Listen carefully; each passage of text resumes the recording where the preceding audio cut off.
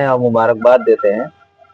और हम अपने जो पूर्वज हुए हैं या जो हमारे पुरखे हुए हैं या जो जंग आज़ादी में जिन लोगों ने बड़ी मेहनतें की हैं, उनको भी हम जो है श्रद्धांजलि अर्पित करते हैं।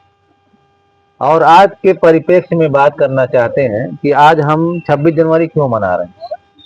अक्सर लोगों को ये ख्याल आता है, ये ध्यान आता है कि आज देश आज़ाद हुआ था, जबकि ये सच्चाई नहीं है। 15 अगस्त 1947 को देश आज़ाद हुआ था और 26 जनवरी को पूर्ण रूप से संविधान लागू हुआ था। अब उसकी 2 मिनट में मैं कहानी बता दूंगा कि आज का दिन क्यों मनाया जाता है।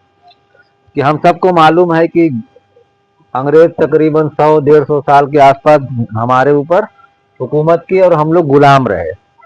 तो उसके आज़ादी हासिल करने के लिए हमारे पूर्वज जो थे, नेहरू जी थे, गांधी जी थे, मौलाना अबुल कलाम आज़ाद थे, अम्बेडकर जी थे और उससे पहले बहुत से लोग हुए होंगे।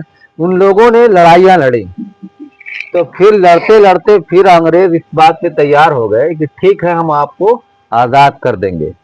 तो अंग्रेज जब जाने की स्थिति में हो गए, अब उनको भी लगने लगा कि हम यहाँ बहुत दिन तक टिक नहीं पाएंगे।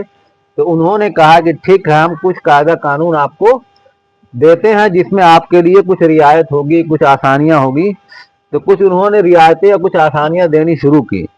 लेकिन फिर भी हमारे देश के लोग कहे कि नहीं, इससे हमारा काम नहीं चलेगा। हमको अगर सिर्फ आप एक नाली देकर खुश करना चाहते हैं या फिर जो है कुछ हल्का फुल्का 2 रुपए का चीज देकर खुश करना चाहते हैं, तो हम इससे खुश नहीं होंगे, क्योंकि ये पूरा घर द्वार सब हमारा है। आप विदेशी, आपको बाहर जाना पड़ेगा। तो तब फिर अंग्रेजों ने कहा कि ठीक है, तब आप देश कैसे चलाएंगे, आपके पास तो कोई कायदा कानून है नहीं।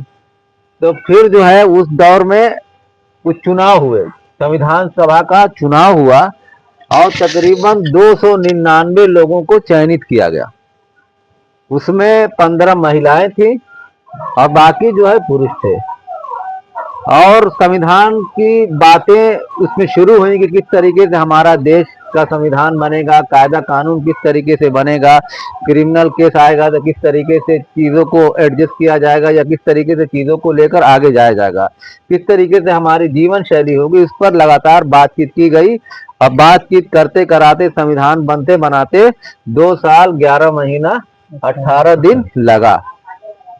तो 1949 में 26 नवंबर को संविधान बनकर तैयार हुआ और कुछ कानून उस दिन लागू भी कर दिया गया। लेकिन 26 जनवरी 1950 को पूरे तरीके से पूर्ण रूप से संविधान लागू किया गया। अब ये सवाल उठता है कि जब 26 नवंबर को ही बन गया था, तो 26 जनवरी का क्यों इंतजार किया गया।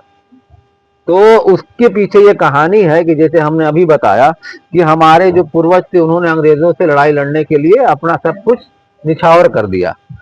तो 1930 में 26 जनवरी 1930 में जो कांग्रेस पार्टी लड़ रही थी अंग्रेजों के खिलाफ, नेहरू गांधी जी उसके अध्यक्ष थे, फिर नेहरू जी हुए, मौलाना अबुल कलाम आजाद हुए लोग। तो 1930 में 26 जनवरी को एक प्रस्ताव पास हुआ कि हम पूरे तरीके से अंग्रेजों से आजादी चाहते हैं और पूर्ण स्वराज का एक मुद्दा रखा गया, एक प्रस्ताव रखा गया। वो प्रस्ताव पास हो गया। तो उस याद को, उस बड़ी चीज को या उपलब्धि को याद करने के लिए, याद कराने के लिए देश वालों को 26 जनवरी का दिन तय किया गया। तो 26 जनवरी जो है पूर्ण रूप से जो संविधान लागू हुआ उस दिन का नाम है। तो ये हमारे दिल में ना आए कि हम 15 अगस्त 15 अगस्त जिस तरीके से आज़ादी का दिन है, तो 26 जनवरी भी आज़ादी का दिन है, ये सही नहीं है। बल्कि 26 जनवरी संविधान लागू होने का दिन है। तो इसको थोड़ा सा दिमाग में हम रखेंगे तो हमको, कोई पूछ भी देगा तो हमको बताना आसान होगा। जैसे एक चुटकुला भी मशहूर है कि किसी ने, पत्रकार ने पूछ दिया कि 26 जनवरी क्यों मनाते हैं, तो उसने कहा कि जाड़ा जाता है इसलिए 26 जनवरी मनाते हैं।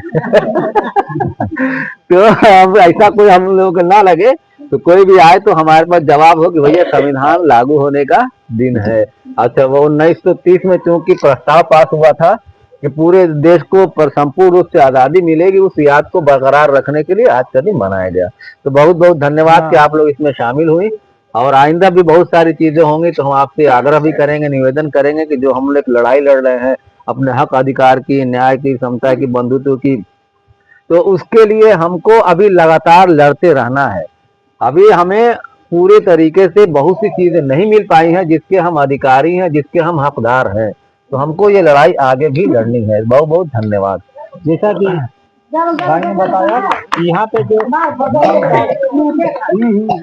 समता, स्वतंत्रता, न्याय और बंधुत्व, जो ये जो 4 बड़े मूल्य हैं, इसमें जो अधिकार दिए गए हैं, समानता की बात करी गई है, बराबरी की बात करी गई है, तो इसके बारे में हमको जानकारी रहेगी तभी तो हम अपनी लड़ाई लड़ सकेंगे।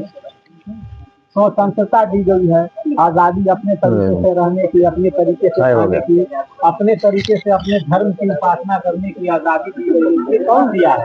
ये संविधान ने हमको दिया है। सुनो, जो 2 साल से ऊपर लग गया इस संविधान को लिखने में, और इतनी मेहनत और मशक्कत किया पूर्वजों ने हमारे, हमको आजादी दिलाने के लिए। आजादी दिलाने के बाद ये जो संविधान बनाया गया, ये संविधान बनाया ही गया इसीलिए कि हमको पूरी तरह से ये अपने देश में रहने की, खाने की, पीने की और अपनी धर्म की उपासना करने की स्वतंत्रता हो। तो इसके बारे में हम सभी का दायित्व है कि हम उस अधिकार को जानें, उसको पहचानें और उसकी लड़ाई को आगे भी हम जो है जारी रख सकें। तो ये आप जब जागरूक होंगी, अपने अधिकारों को पहचानेंगी, तभी आप अपनी लड़ाई लड़ सकती हैं।